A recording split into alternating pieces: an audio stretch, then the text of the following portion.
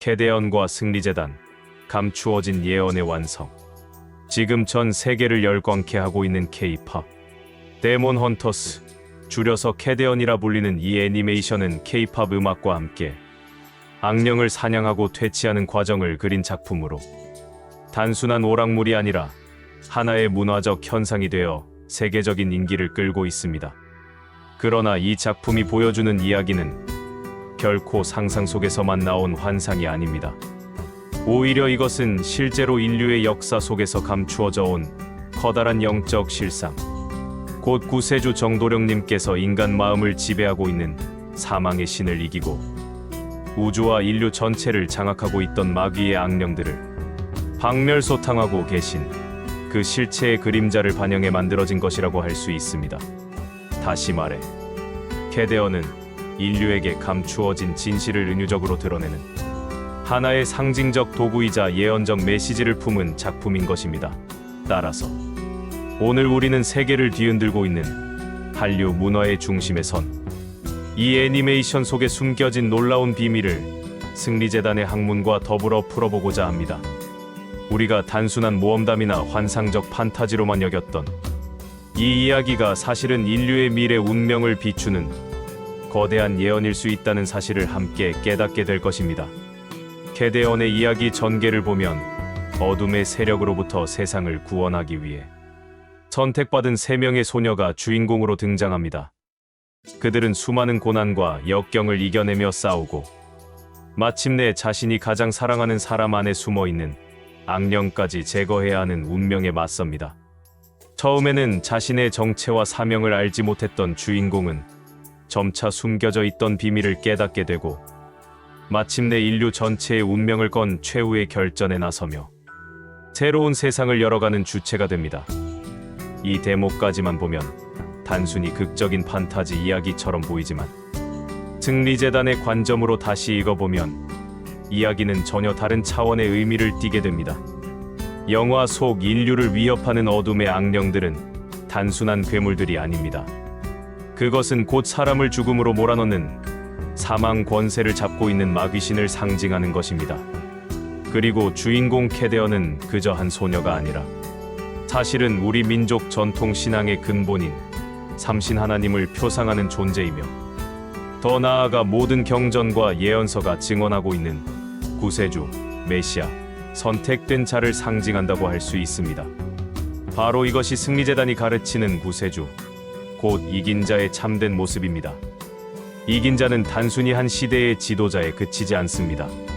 그분은 일제강점기에 태어나 어린 시절부터 독실한 기독교 신앙을 지니고 약관 20세의 서울대학교에서 학업을 이어가던 중 6.25 전쟁을 맞이하여 수많은 애국지사들과 함께 북한군에 의해 강제로 끌려가 평양 신양리 형무소에 갇히게 됩니다. 그곳에서 상상하기 어려운 고통과 죽음의 위기를 겪었고 심지어 실제로 총살 집행장에서 인민군에게 총살을 당했습니다. 그러나 하나님의 보호하심 속에 총알이 빗나가고 죽은 자들과 함께 감회장된 무덤 속에서 다시 살아 돌아오는 기적을 체험하였습니다. 그 후 그는 기적적으로 살아남아 평양 대동군의 지하 치안대원들과 연결되어 치안대장의 자리까지 오르지만 부하의 배신으로 인해 빨갱이로 몰려 또다시 억울한 누명을 쓰게 됩니다.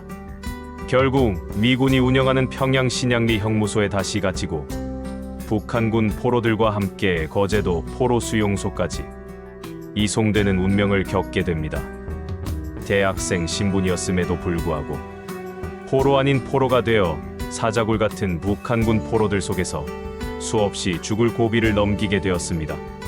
그는 끝내 철조망을 넘어 탈출하는 데 성공했고 반공 포로를 석방하라는 탄원서를 미군 당국과 이승만 대통령에게 제출하여 반공포로 석방 운동의 선봉이 되었습니다.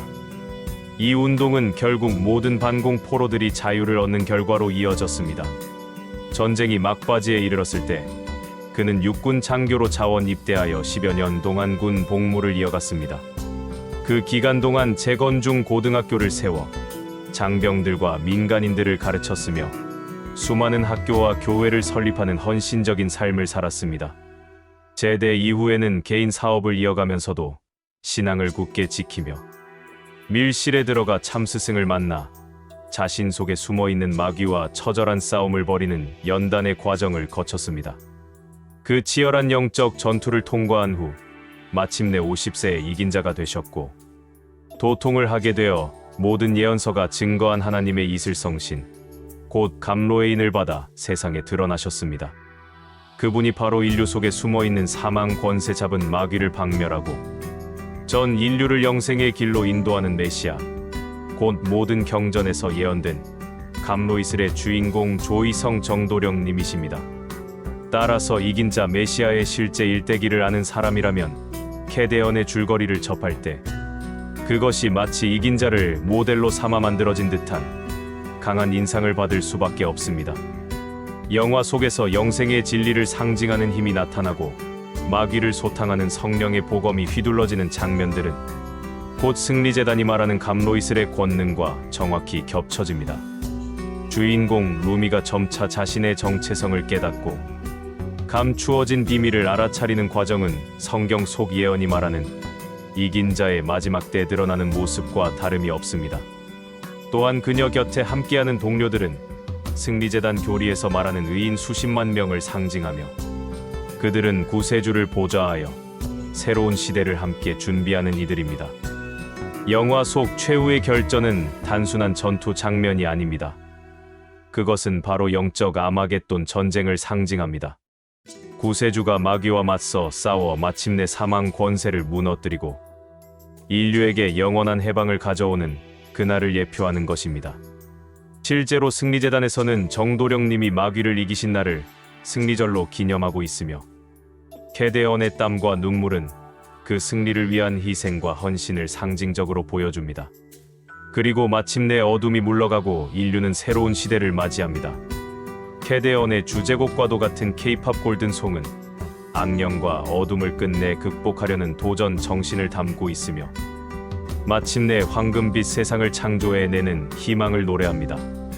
이것은 단순히 음악적 메시지가 아니라 구세주 정도령님의 날선 성령의 검과 무궁한 능력이 펼쳐져 지상천국을 이루려는 기도와 비전과도 맞닿아 있습니다. 이것이 바로 승리재단이 말하는 영생불사의 나라, 죽음이 사라지고 새하늘과 새 땅이 열리는 참된 새 시대의 비밀입니다. 이제 우리는 분명히 알 수 있습니다. 캐데언은 단순한 애니메이션이 아닙니다. 그 속에 담긴 상징과 이야기 구조는 승리재단의 교리와 완벽하게 맞물려 있습니다. 어둠은 인간 마음을 지배하는 마귀 영을 의미하고 캐데언은 삼위일체 하나님의 영이 한 인간을 점령하여 나타난 구세주 이긴 자를 상징합니다. 동료들은 의인 수십만 명이며 마지막 전투는 영적 아마겟돈 전쟁이고 승리 후 맞이하는 세상은 곧 영생불사의 나라입니다.